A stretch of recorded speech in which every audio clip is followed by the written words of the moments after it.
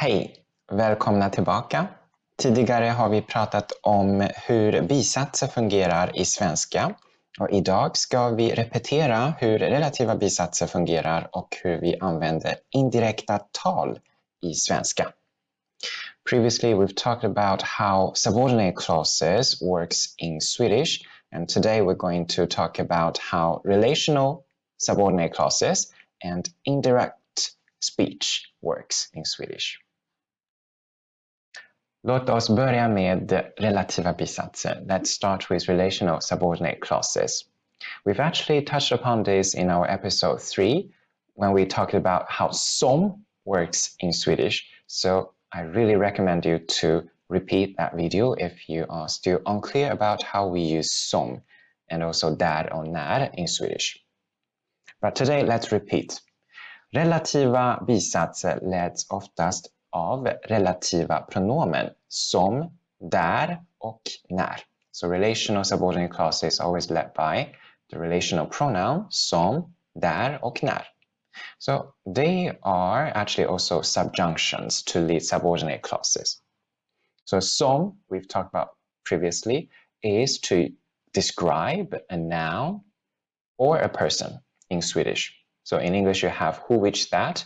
In Swedish we only have som.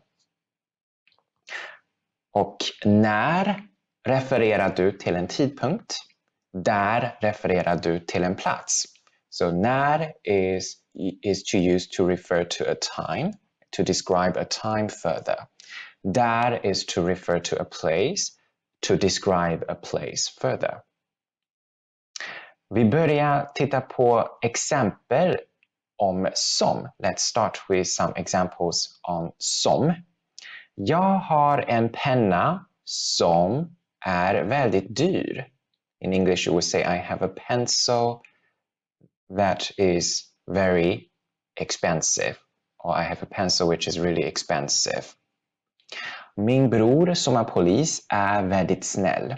My brother, who is a police officer, is really kind. So you see in English we sometimes use that or which. Sometimes we use who to describe a person or an object, but in Swedish you only use som. So you shouldn't translate them directly from English to Swedish. In Swedish it is only som. That's the only legitimate subjunction to describe a person or an object. Där kan du använda på det här viset. Jag vill presentera en plats där jag växte upp. I want to introduce a place where I grew up. Now you hear me in English, it's where to describe a place, but not in Swedish. So you shouldn't translate where directly to var, which is a question word, into Swedish. Instead, in Swedish, we only use där to describe a place. Jag vill presentera en plats där jag växte upp. När kan du använda så här. På måndagar när jag har lektioner brukar jag dricka mycket kaffe. On Mondays when I have lessons, I usually drink a lot of coffee. Så när beskriver måndagar ytterligare. So när here is to describe Mondays further. So here it is not a single isolated adverbial. Now it's a subordinate clause to describe Mondays. Okej, nu är vi klara med repetitionen av relativa pronomen och relativa bisatser. Låt oss börja med indirekta tal. Now we just finished the repetition of relational subordinate clauses. Let's start with indirect speech. Indirekt tal. Direkt tal innebär att man citerar det någon har sagt precis på samma sätt som personen har sagt det. Indirekt tal innebär någon berättar vad en person har sagt och står efter ett sägeverb, exempelvis säga, påstå, berätta, undra och fråga. So direct speech means that you quote directly what the person has said. Indirect speech is that you quote in an indirect way, and it's always involving some describing verb, which is, for example, says, states, tells, wondering or ask till exempel. Vi kan titta på några exempel. Let's see some examples. Till exempel, kan vi komma till er nu? Undrar Sara. Här har vi en direkt tal. Here we have a direct speech. And in Swedish, sometimes you don't really see the quotation marks when you lead a direct speech. Sometimes you see this hyphen, and in Swedish it's actually called talstreck. Talstreck means speech hyphen. So when you see talstreck, it means it's direct speech in Swedish. Indirekt tal. Sara undrar om vi kan komma till er nu. Sara is wondering if we can come to you now. Så första, can we come to you now? Says Sara. Sara undrar, Sara is wondering if. Så här har vi indirekt tal. Vi kan titta på ett till exempel. Lördag passar inte så bra, säger mamma. Det är direkt tal. So the Saturday doesn't fit so well, says the mom. Mamma säger att lördag inte passar så bra. Mom says that Saturday doesn't fit so well. Det är indirekt tal, så she said that. It's indirect. Indirekt tal fungerar som en bisats, alltså med rak ordföljd. Du börjar med subjekt och verb efter till exempel om och att. So indirect speech works as a subordinate clause, which means you need to apply the straight word order after the subjunctions, for example, om, att. Now, let's do a test. Ändra till indirekt tal. We're going to see a couple of direct speech and you should translate or convert them into indirect speech. Are you ready? Är du redo? Okej, första meningen. Alice, när börjar festen imorgon? När börjar festen imorgon?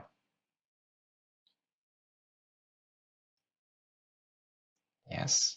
Alice undrar när festen börjar imorgon. Alice is wondering when the party starts tomorrow. Alice undrar när festen börjar imorgon. Nummer 2. Ali, den börjar klockan 8. Den börjar klockan 8.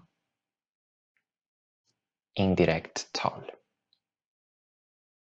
Ali sa att den börjar klockan 8. Ali said that it starts 8 o'clock. Du kan också säga Ali säger att den börjar klockan 8. Det är också okej. Ibland hör du att vi också har indirekt fråga. Men vad är relationen mellan indirekt tal och indirekt fråga? Sometimes you also hear the notion of indirect questions. So what's the difference between indirect questions and indirect speech? So here I have a mind map. Let's start with indirect speech, indirekt tal. So actually indirekt tal inkluderar både indirekt påstående och indirekt fråga. Indirect speech actually include indirect statement and indirect questions. So indirect questions is actually a part of indirect speech. Här har vi några exempel på indirekta frågor. Vad gör du? Till exempel, det är en direkt fråga, a direct question. Vad gör du? What are you doing? Jag undrar vad du gör. I'm wondering what you're doing. Jag undrar vad du gör. Hur mår du? How do you feel? Hon frågar hur du mår. She asks how you feel. När kommer du? When will you come? Han vill veta när du kommer. He wants to know when you come. Varför kommer du inte? Why you didn't came? Läraren vill veta varför du inte kommer. The teacher wants to know why you're not coming. Okej. Indirekt tal med ja eller nej fråga och fråga-ordsfråga är faktiskt lite olika. Vi använder olika subjunktioner för att leda två typer av frågor. So we actually use two different subjunctions to lead indirect questions with yes or no answer or with an open answer. Låt oss titta på några exempel. Let's see some examples. Till exempel, Pelle frågar om ni vill gå på bio. Pelle asks if you want to go to the cinema. Sara undrar om vi ska åka nu. Sarah is wondering if we will travel now. Mamma vill veta om du kommer. Mom wants to know if you will come. Nästa exempel. Kalle undrar vad Sara vill ha till middag. Kalle is wondering what Sara wants to have for dinner. Sophie vill veta varför Kalle inte kan komma. Sophie wants to know why Kalle cannot come. Nästa. Pappa frågar var du lagt hammaren. Dad is asking where you put the hammer.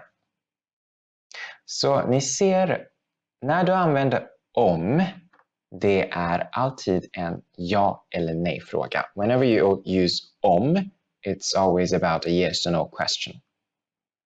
Du svarar till exempel ja, vi vill komma på bio. Nej, det vill vi inte. Yes or no. Sara undrar om vi ska åka nu, ja eller nej.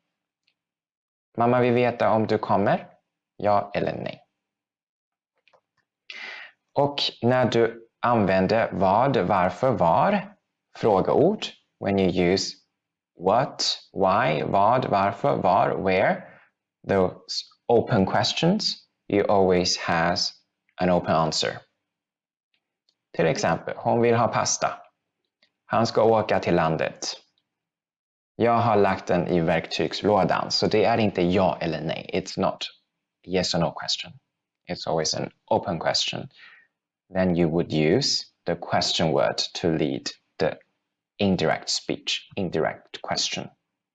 Nu ska vi göra en till test. Now let's do another test. Change these direct questions into indirect questions. Ändra till indirekt frågor. Första frågan. Ali, vad vill du äta ikväll? Vad vill du äta ikväll? Yes. Ali frågar eller undrar vad du vill äta ikväll. Ali undrar eller frågar vad du vill äta ikväll. Nummer 2. Alice, följer du med oss till festen ikväll? Följer du med oss till festen ikväll?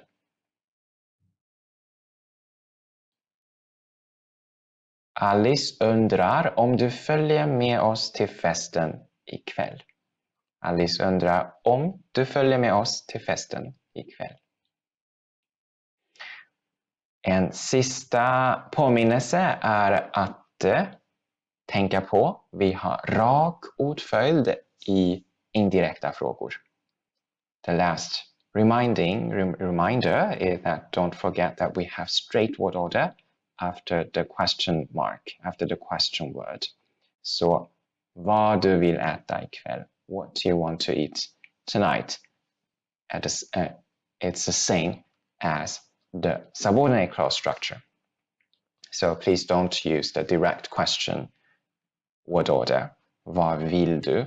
In indirect question, it's vad du vill. Okej, tack så jättemycket för den här videon och vi ses nästa gång. Tack och hej då!